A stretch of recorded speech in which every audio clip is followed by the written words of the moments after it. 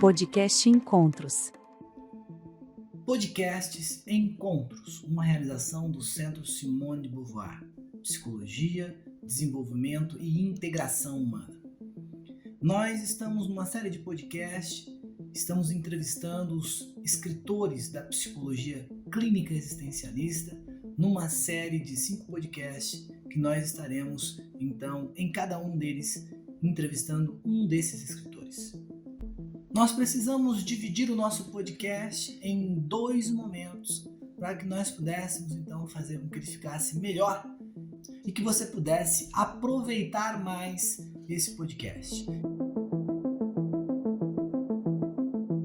Muito bem!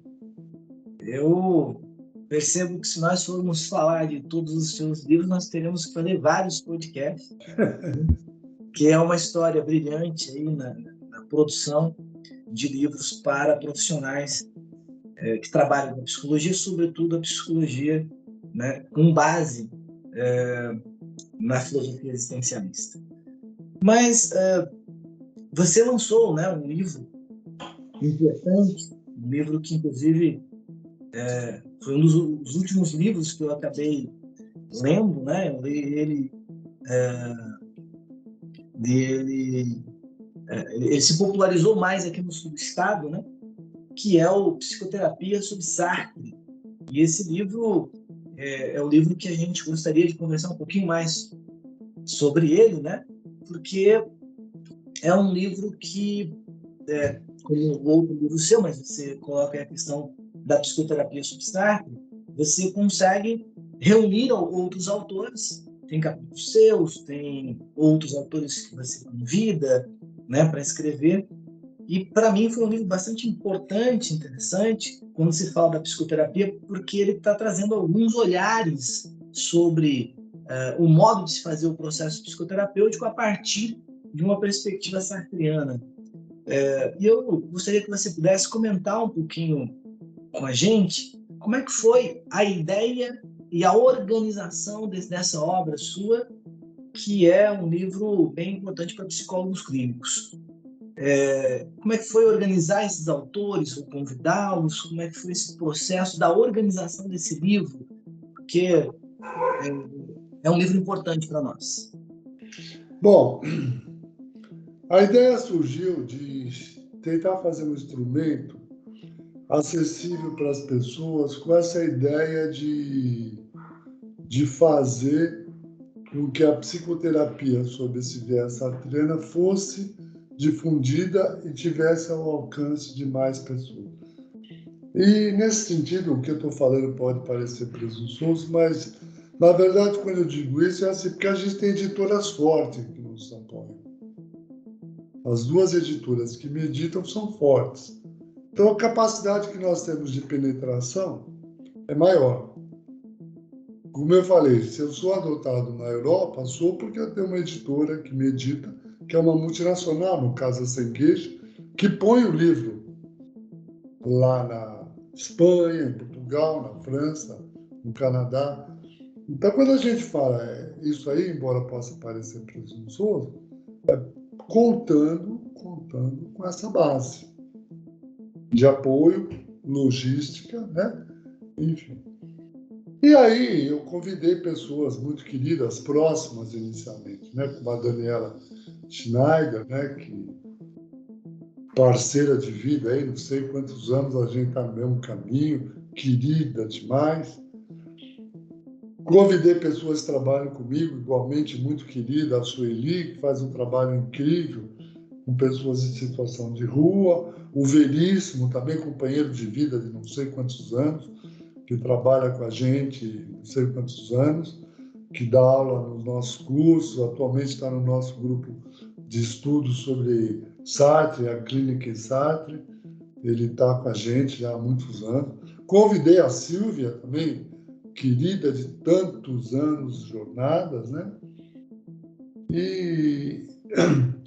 E essas pessoas indicaram outras que eu aí fui conhecendo. Eu convidei a Carolina Mendes Campos, que eu conheci no colóquio aí em Santa Catarina, tive o prazer de conviver com ela em Santa Catarina, e a convidei. E algumas pessoas foram indicadas por essas pessoas, como a Carol Dorheim, o Rodolfo, né? Foram indicados. E algumas pessoas que eu convidei acabaram não conseguindo entregar, como a Lúcia, a Lucinha, né? Aí do Paraná, que foi uma pena, porque ela é uma grande referência. O George, também lá de Fortaleza, não conseguiu entregar. Também foi uma pena, que é uma grande referência. Enfim, então eu convidei várias pessoas, muitos não conseguiram entregar, acho que uns 5, 6 não entregaram, perderam prazo, estavam ocupados com outras atividades, né? Mas não faltará uma outra oportunidade. E aí convidei as pessoas e cada um fez o seu trabalho. A Daniela escreveu com 2 orientandos dela, se não me engano, 2. A Silvia com outro orientando, que é um rapaz que está, inclusive, pesquisando negritude a partir do olhar do Sartre, né? Enfim, ficou um livro fenomenal, fenomenal. A Sueli escreve sobre a atividade dela com pessoas em situação de rua, então realmente ficou muito, muito interessante sobre todos os aspectos, assim. Muito bem. Meu caro Valdemar, eu queria lhe fazer uma pergunta mais especificamente sobre uma parte do livro, né, que você é o autor de um capítulo e que você acaba falando dessa relação de comprometimento que o psicoterapeuta, quando ele parte da base existencialista, ele tem um comprometimento ético, né, com o processo psicoterapêutico que ele faz, que ele defende, que ele executa. Você acaba trazendo essa discussão que não há uma possibilidade de um psicoterapeuta ser neutro em relação à sua base teórica, né? Sua base teórica e metodológica, enfim. E é uma discussão bem importante, porque num mundo em que a ciência, inclusive dentro da psicologia, almeja ser neutra, né? Você vem defendendo o contrário, dizendo o quanto que nós estamos comprometidos com a base teórica da qual partimos. Você acaba colocando aqui uma referência que eu achei bem importante, porque eu acho que isso localiza, né, a psicologia existencialista e o psicoterapeuta existencialista e posiciona ele diante do mundo e da psicologia. Se você puder comentar um pouquinho com a gente sobre essa ideia da relação do psicoterapeuta com, na medida em que ele escolhe uma proposta teórica, metodológica, ele se compromete com uma ética. E aí poder falar um pouquinho da ética existencialista dentro da psicoterapia. Bom, veja. A gente ouve na faculdade, nos cursos de formação, as pessoas dizerem: o psicoterapeuta tem que ser uma tela em branco onde o paciente projete suas coisas. Agora, como é que eu sou uma tela em branco se eu sou existencialista, ou sou psicanalista, ou sou rogeriano, ou sou qualquer coisa que você quiser definir? Qualquer base teórica,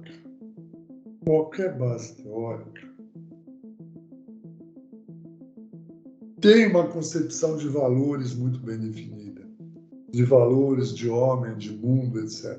Tem. Se você pegar a psicanálise é uma coisa interessante. Você vai encontrar desde pessoas completamente alheias ao mundo, à realidade social, que estão fazendo suas análises e tal, como pessoas comprometidas com a realidade social, porque é aquilo que ela permite que se projete nela, a psicanálise. É bem claro isso. Agora, outras abordagens, vamos pegar a rogeriana e o próprio Rogers fala. Eu tive a oportunidade de ouvir o próprio Rogers, não é de nenhum rogeriano, do próprio Rogers, a partir de uma vivência que nós tivemos num curso da USP que eu fazia.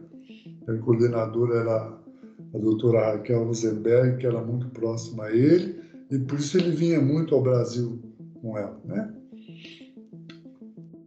Não estudem a minha teoria aqui no Brasil. Eu escrevi para o Wesley, para a Califórnia.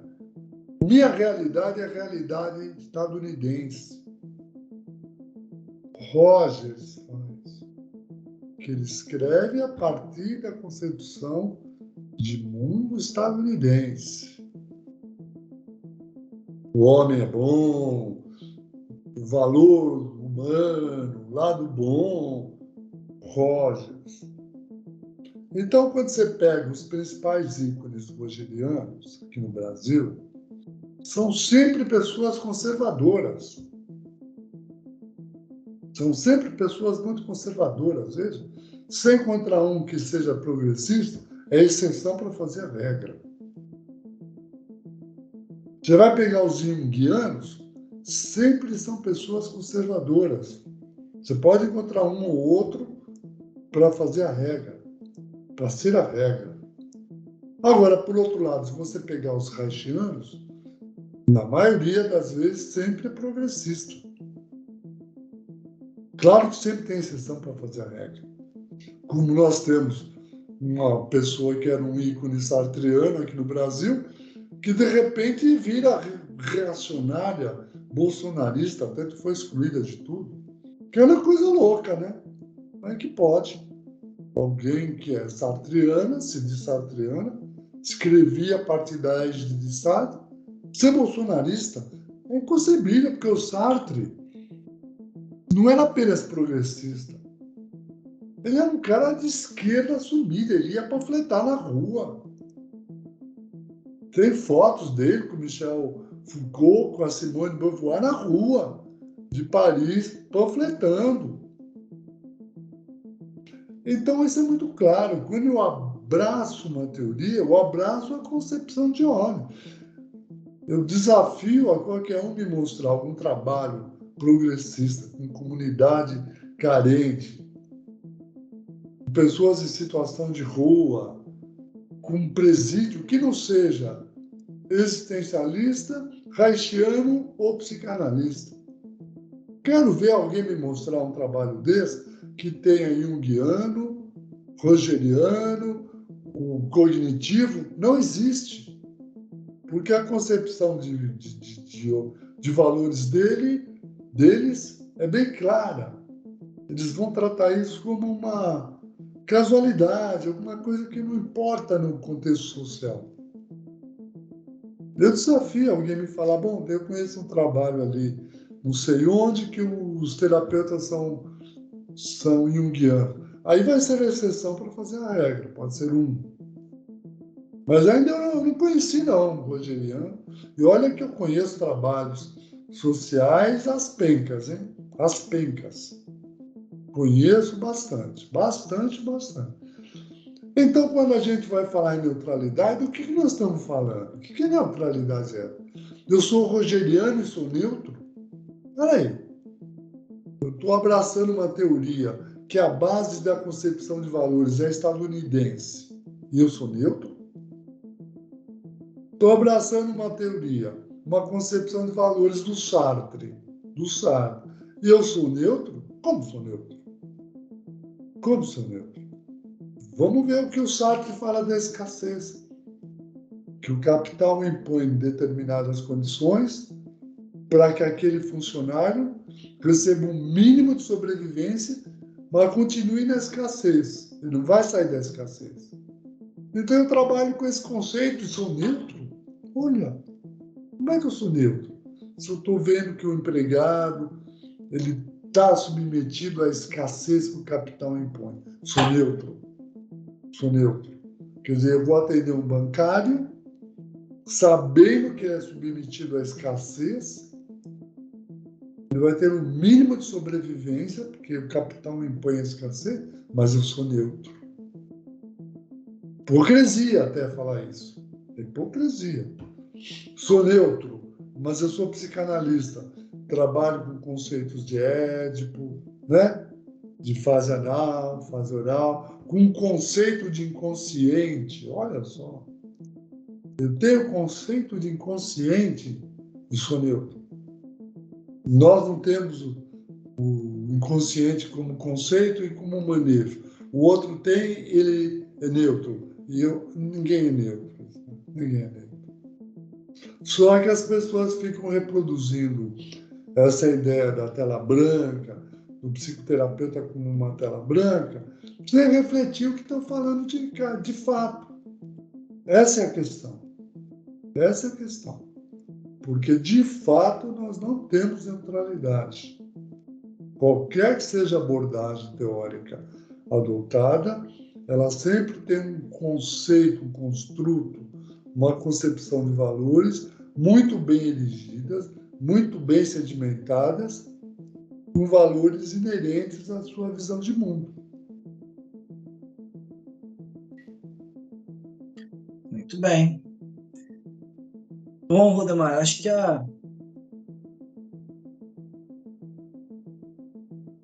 Opa, estás me ouvindo? Tô te ouvindo. Bacana. Então, meu caro Valdemar, muito interessante essa nossa entrevista e como a hora passa rápido, né? Poderíamos ficar aqui conversando sobre tantas outras coisas, mas o brilhantismo da sua fala, eu acho que responde, né, e provoca as pessoas nesse podcast sobre essa ideia que se quer sustentar a neutralidade que você coloca no seu livro, já com um ponto de partida de que essa neutralidade não existe e que uma vez que a gente escolhe a psicologia de base existencialista a partir de Sartre, não é possível, né, nos colocarmos nessa neutralidade, como na verdade nenhuma psicologia, né, ou nenhuma base teórica, né, quem a defenda ou quem parta dela pode se colocar com neutralidade. Mas as horas se aproximam e o tempo é curto para tanta conversa e tanta coisa legal para a gente poder conversar. Eu vou lhe fazer uma última pergunta, que é sobre ainda o seu livro, né? O livro que nós estamos conversando, A Psicoterapia sobre Sartre, que saiu em 2022. E eu queria perguntar um pouquinho para você se você já tem uma ideia, né, do recebimento dessa obra, um feedback, né, de como que essa obra foi sendo recebida pelos leitores, né? O que você pode nos falar de como que essa obra está sendo recebida por aqueles que leem e que estudam a psicoterapia existencialista sartreana? Olha, o feedback assim direto de comentários, eu tenho poucos, mas eu tenho um feedback maior que ele já veja as editoras que têm fundamentação com as editoras de fora, elas quando fazem uma reimpressão não chamam de nova edição, tá? É uma nova reimpressão. Então ele saiu ano passado, acho que em setembro ou agosto do ano passado, não me lembro.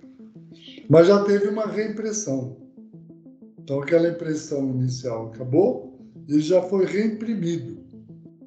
Significa que ele está circulando, está sendo adotado, já foi adotado em alguns cursos aí de proeminência pelo Brasil. Na América Latina ele não tem informação de onde ele tenha sido adotado, mas ele está tendo uma circulação muito boa, muito grande. E uma reimpressão para um livro técnico é sempre interessante, porque o livro técnico ele depende de atingir o nicho, de ser referendado, né? Bom, aliás, no romance também, né? Você vai recomendar um romance quando você gosta e tal, né? E, enfim. Agora, o feedback direto eu não tenho tido, não, porque, na verdade, o que chega a mim também é aquilo, né? Para nós sempre chega um elogio.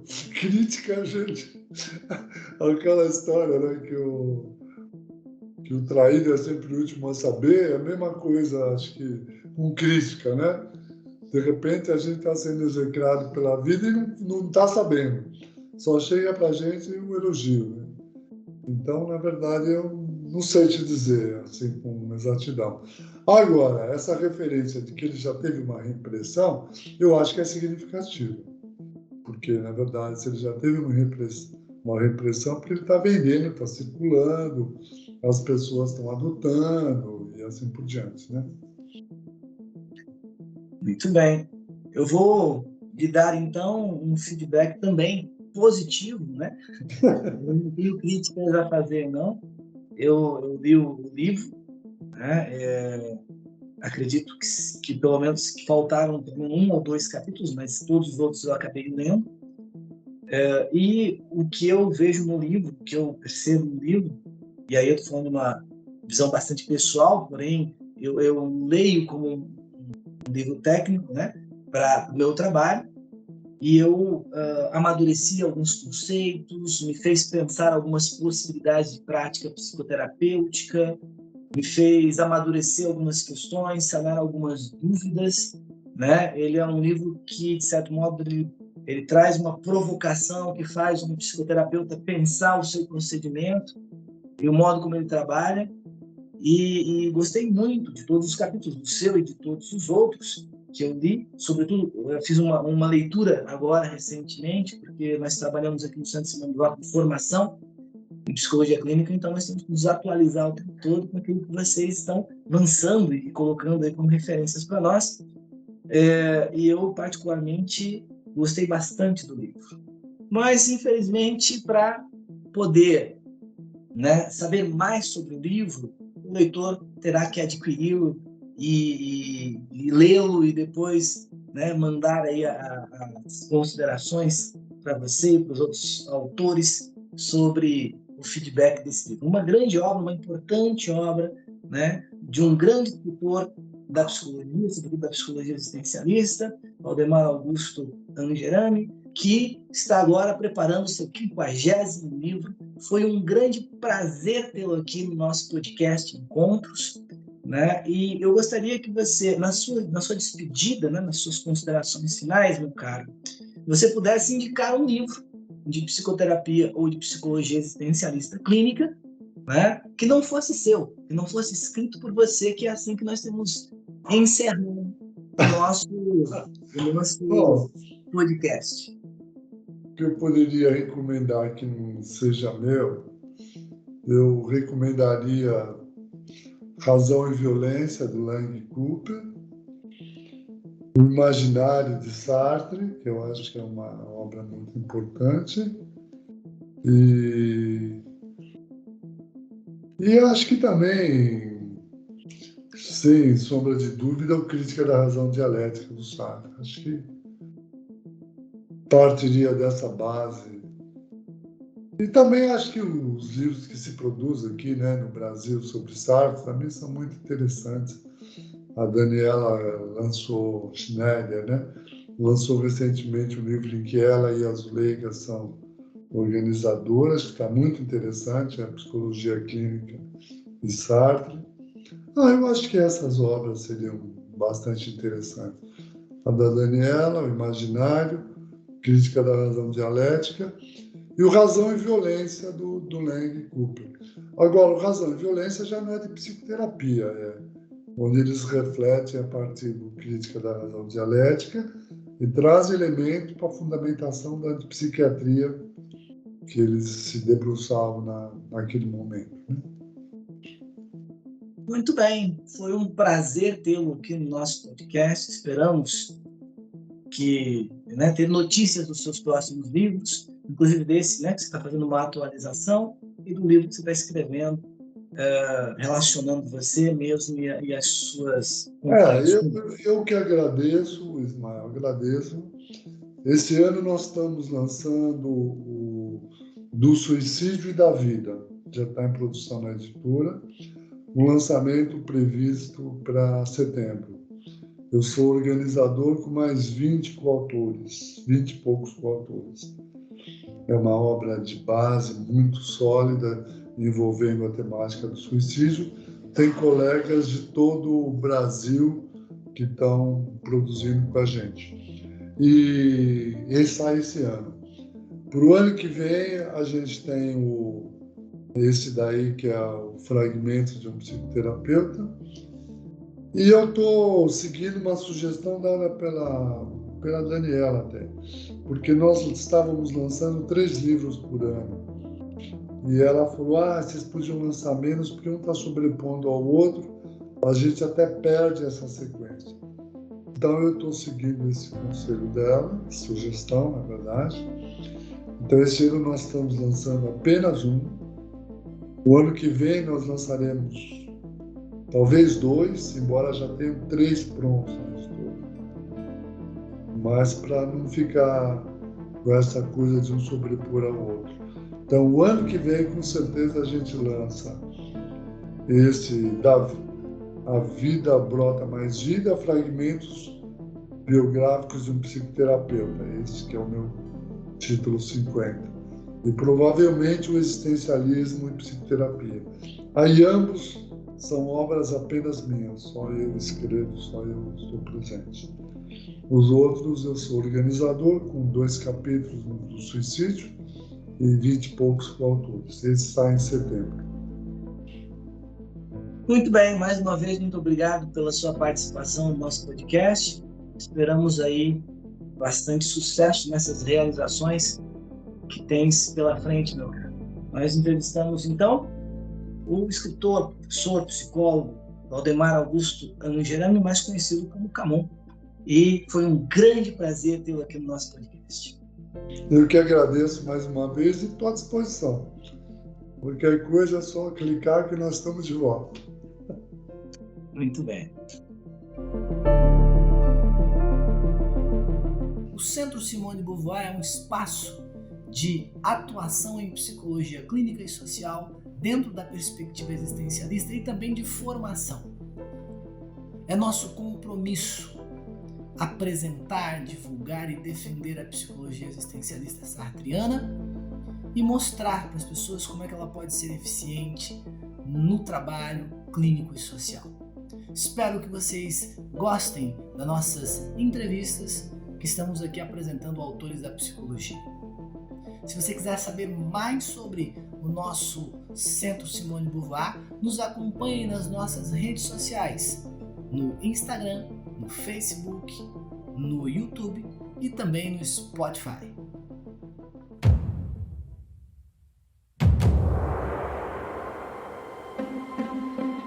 Podcast Encontros.